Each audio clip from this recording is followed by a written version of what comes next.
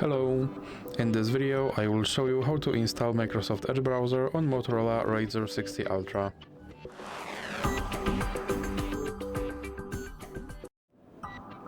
So you have to start by opening your Google Play Store, then click on search bar and type in Edge. Now click search and click install.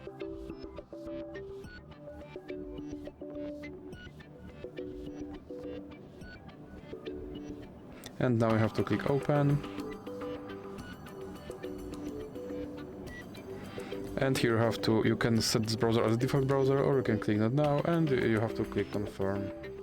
And as you can see, my Microsoft Edge browser is now installed and is ready to use. So that's it for this video. If you liked it, please remember to leave a like and subscribe.